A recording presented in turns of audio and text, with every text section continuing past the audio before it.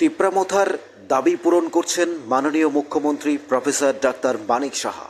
কি ছিল তিপ্রামথার দাবি, কিভাবে পূরণ করছেন মাননীয় মুখ্যমন্ত্রী এই দাবি, কি সিদ্ধান্ত নিলেন রাজ্য সরকারের পক্ষ থেকে, কি বললেন মাননীয় মুখ্যমন্ত্রী, দেখুন বিশেষ বক্তব্য।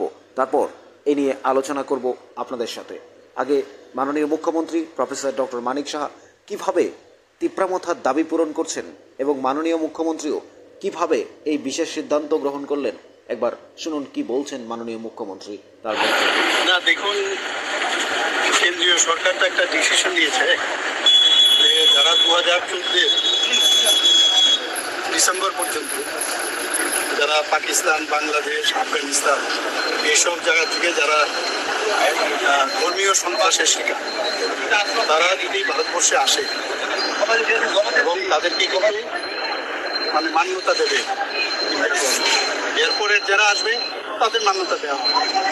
তো এটা নিয়ে অনেক সময় অনেকে ভুল বোঝানো হয়, তার জন্য আমরা ত্রিপুরা সরকার এবং আমাদের পুলিশ ডিপার্টমেন্ট থেকে একটা টাস্ক ফোর্স তৈরি করেছি।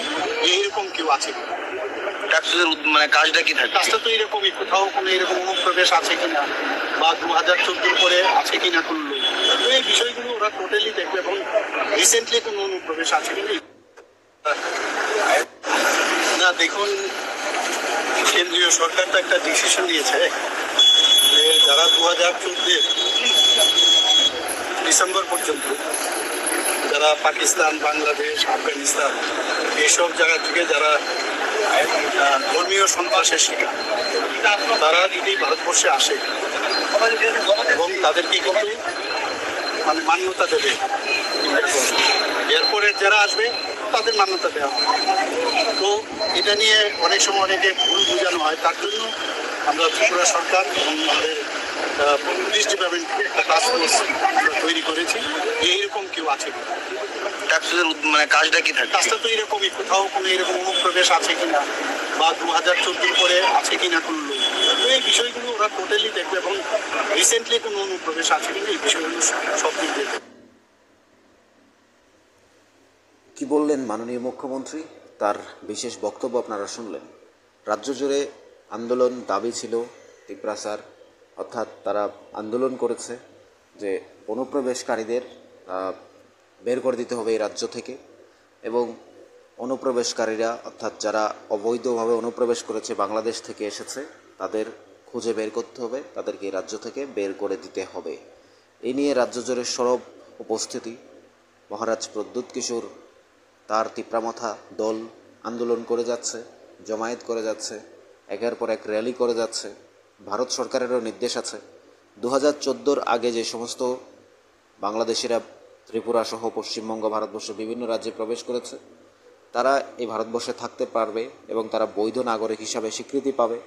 কিন্তু যারা 2014 পরে এই ভারতবর্ষে এসেছে, তাদেরকে অবৈধভাবে ঘোষণা করা হবে এবং অবৈধ বলে তাদেরকে ধরে তাদের দেশেই পাঠানো হবে, এরকম সিদ্ধান্ত নেওয়া হয়েছে। এবং ভারতবর্ষের যে নোটিফিকেশন, সেখানে বলা হয়েছে অবৈধভাবে যারা আছে, রোহিঙ্গা থেকে শুরু করে যারা বাংলাদেশ থেকে এসেছে, যে কোনো দেশ হতে পারে, পাকিস্তান, বাংলাদেশ, আফগানিস্তান, মায়ানমার, যে কোনো দেশ, তাদের প্রত্যেককে ধরতে হবে, খুঁজে বের করতে হবে পুলিশকে। এবং রাজ্য সরকারও মাননীয় মুখ্যমন্ত্রী নির্দেশ দিয়েছেন, অর্থাৎ এই যে তিপ্রামথা দাবি তুলেছে, রাজ্য জুড়ে অবৈধ বাংলাদেশিরা অনুপ্রবেশ করছে, আছে, তাদেরকে বের করতে হবে, তাদেরকে পিটিয়ে বের করতে হবে, তাদেরকে ধরতে হবে। এবার মাননীয় মুখ্যমন্ত্রীও সেই পথেই হাঁটলেন।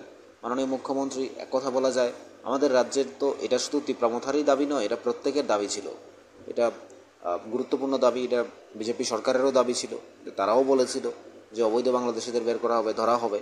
অর্থাৎ এবার সেই পথে হাঁটলেন, অর্থাৎ তিপ্রামথার দাবির সাথেই সমর্থন করলেন মাননীয় মুখ্যমন্ত্রী। টাস্কফোর্স গঠন করলেন, একটা বিশেষ কমিটি গঠন করা হলো, তারা সারা রাজ্যের অর্থাৎ আনাচে কানাচে বিভিন্ন প্রান্তে খুঁজে বের করবে কোথায় আছে, কিভাবে রয়েছে অনুপ্রবেশকারীরা।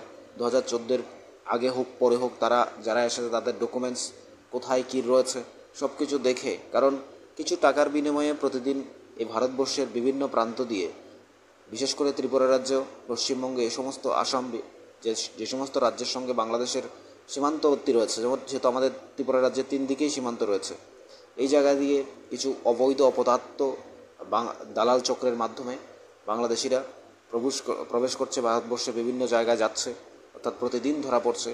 তো তাদেরকে আটকানোর জন্য এবং এই দেশের জনসংখ্যা বৃদ্ধি করছে সে কথা তারা ভাবছে না, কিন্তু 10,000 টাকা 5,000 টাকার বিনিময়ে অবৈধভাবে বাংলাদেশিদের সুযোগ করে দিচ্ছে এই ভারতবর্ষে আসার জন্য, এখান থেকে মুক্ত রাখার জন্য বর্ডারগুলো সিল করা হয়েছে।